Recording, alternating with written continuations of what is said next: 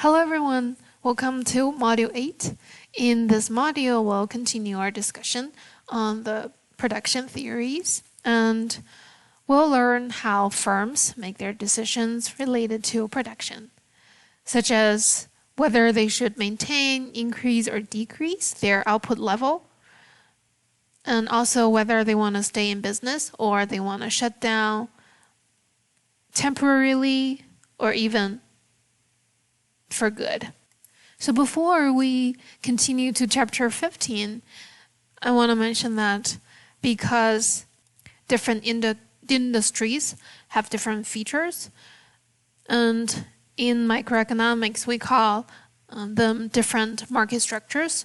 So firms in different structure, they do behave differently in terms of making those decisions.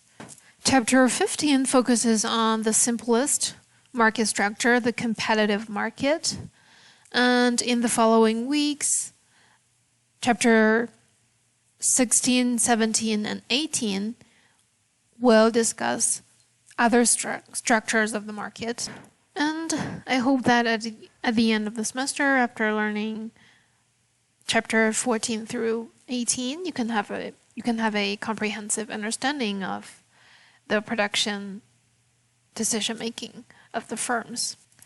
To begin with, we define the competitive market as a market with many buyers and many sellers who trade identical products so that each buyer and each seller is a price taker. So in reality, how do we determine whether a certain market, say the market you chose for your individual project, right, whether it is a competitive market or not? So we base that roughly on those characteristics of competitive market, right? If your market do have those features, then probably is a competitive market. And the features are, first, competitive market usually has many buyers and many sellers. So the size of a competitive market is usually really large. And second, the goods being traded in a competitive market are identical. And thirdly, for competitive markets, firms can go freely in or out of this market, which means there is basically no barrier to enter a competitive market. So if a firm is in a competitive market or industry, we can call it a competitive firm. And there are some interesting features about competitive firms. First, if you consider the definition of revenue, right? We define revenue as simply the product of P and Q, is the price multiplied by the quantity being sold. And recall that in a competitive market, the seller, producer, is a price taker.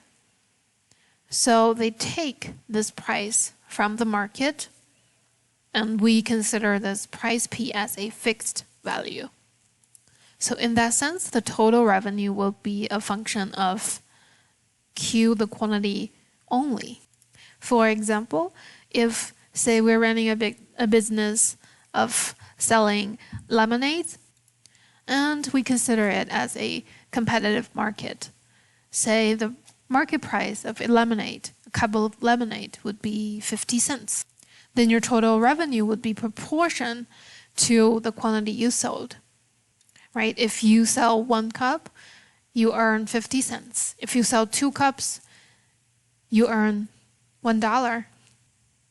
That is to say, when the quantity rises by 1 unit, your total revenue will rise by the price of your good. In our example, right? For each cup of lemonade you sold, you earn 50 cents. So recall the definition of marginal items, right? marginal revenue is how much more revenue we receive for selling one extra unit of certain good. Say if selling one extra cup of lemonade would bring us $0.5, then the marginal revenue of lemonade would be 50 cents. So that brings us to the first interesting fact, that for competitive firms, their marginal revenue actually equals the price of the good. Now let's consider the definition of the average revenue, or AR, is the total revenue divided by the quantity sold. So if we plug the function of total revenue into this equation, we would have another interesting fact about competitive firm, that their average revenue also equals to the price of the good. Example. Now let's use a numerical example to illustrate. So consider this is a table of production. So the first column denotes the quantity level, and it increases from 1 to 8. And because we're looking at a competitive firm, so the price level will stay at $6. So we can calculate the total revenue at each quantity output level, right? Say if we're producing 1 gallon of milk, then we earn $6. If we produce 2 and sell 2, we earn 12, right? So if we produce and sell 8 gallons, we will make 8 times 6 equals 48 down here. And from there, we can also calculate the average revenue, right, which is the column 4. AR equals total revenue divided by quantity.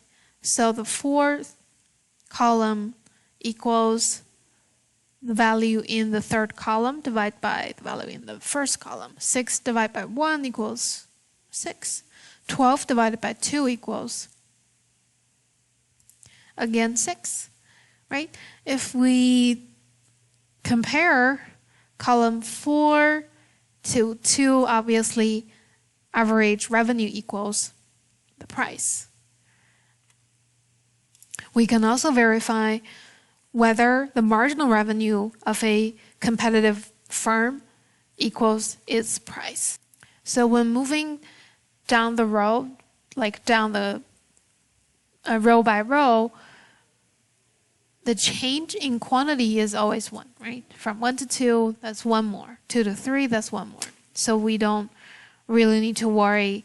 This term delta Q stands for the change in Q. It's always 1. So we're dividing basically the change in total revenue divided by 1, which means we only need to calculate the change in total revenue so we can take the same number as our marginal revenue, okay? So let's see, the total revenue is column 3. So when we're increasing our production from 1 gallon to 2 gallons, the total revenue increased from 6 to 12. So the change in revenue, change in total revenue would be 12 minus 6 equals 6. Now consider when changing from 2 gallons to 3 gallons. Our total revenue increased from 12 to 18. So the change in total revenue is 18 minus 12 equals 6. And you can finish the column and you would see the change in total revenue would always equals 6. And if we divide 6 by 1, then we get the column 5. So for competitive firm, we see its price level equals the average revenue, AR, and it equals the marginal revenue of the firm, MR. So for competitive firms, it always holds that the marginal revenue equals the price of the good and equals the average revenue. Obviously, information on the total revenue and market price of a firm is not enough to make production decisions.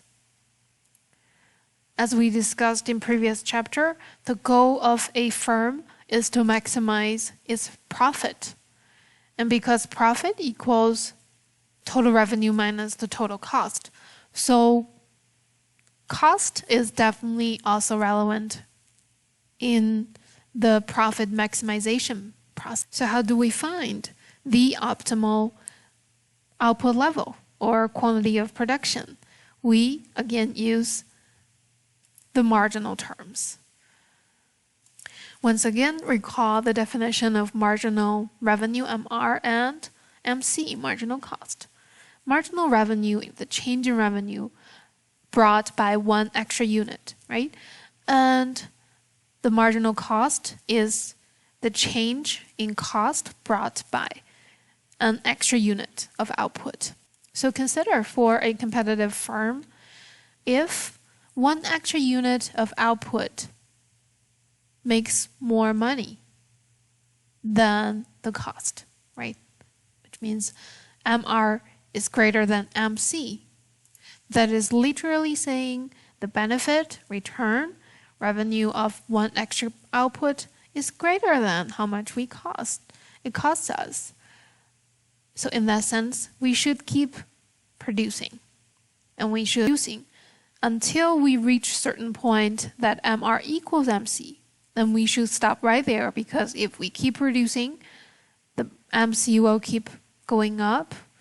That means for one extra unit, the cost will outnumber the returns, the revenue.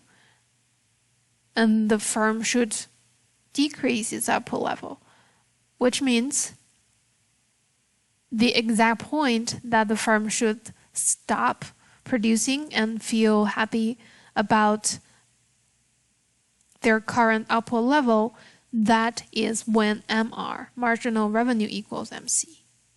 So a simple rule for profit maximization is that when MR equals MC, marginal revenue equals marginal cost, we see the highest, the maximized profit level. So now let's draw the cost curves, which we studied from last module, right? The cost curve of a firm. We have a U-shaped average total cost curve and a U-shaped average variable cost curve. And the marginal cost curve will always go through the lowest point of the ATC and AVC curves. So we have these graphs.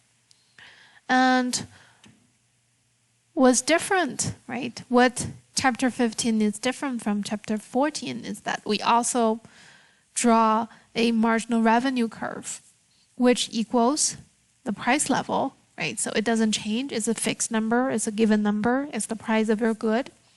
So it has to be a horizontal line, which means no matter what the output level is, the price will be fixed to a certain amount, right?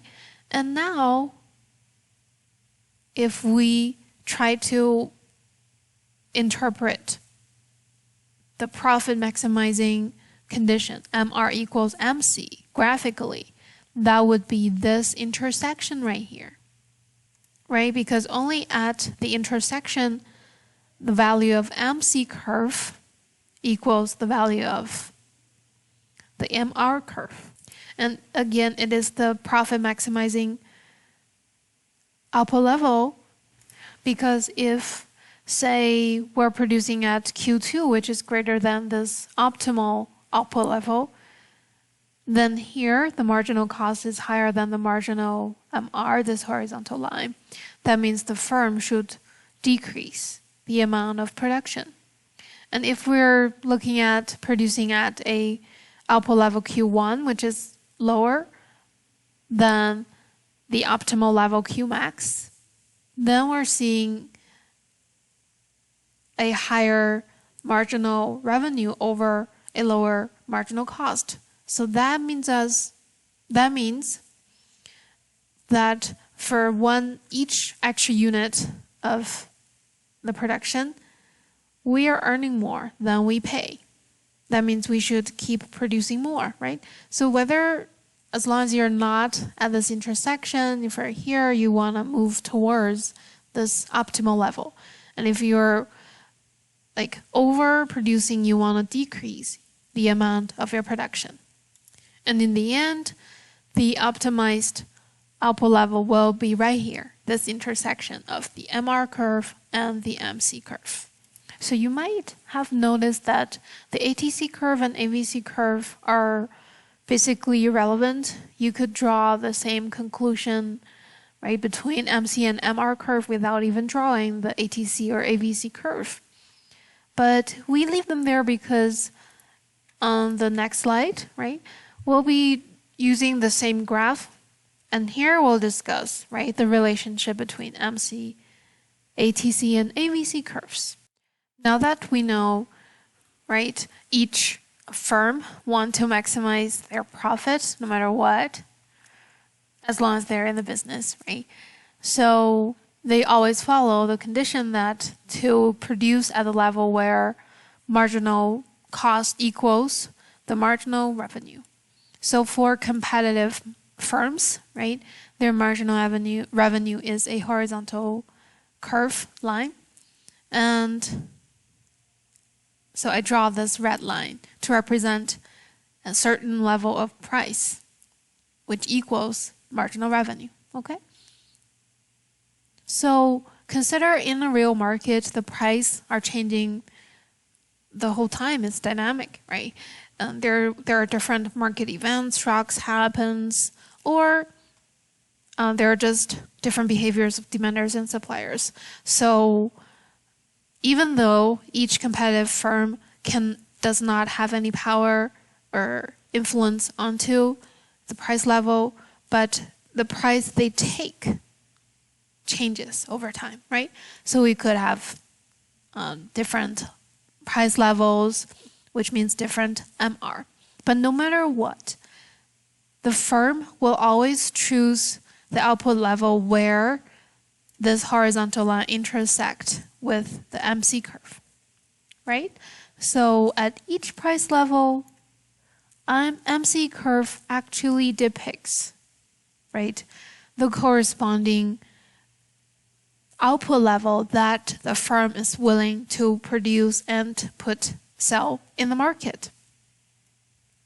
So does that sound familiar to you now, right? At different price levels, how much the firm is willing to provide, to supply to the market? That's the definition of a supply curve that we discussed way back in chapter 4, right? The market behavior supply curve. So now we know how the supply curve is actually derived. It's based on the profit maximization decision of each competitive firm.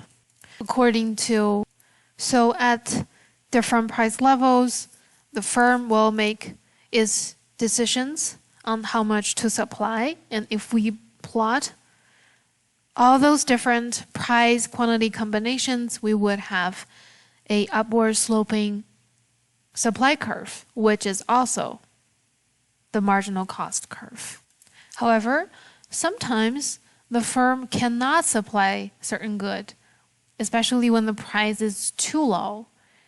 Consider this case. The price now is too low that it cannot cover the average variable cost or the average total cost. So in this case, the firm will stop supplying because the more they supply, the more money they lose.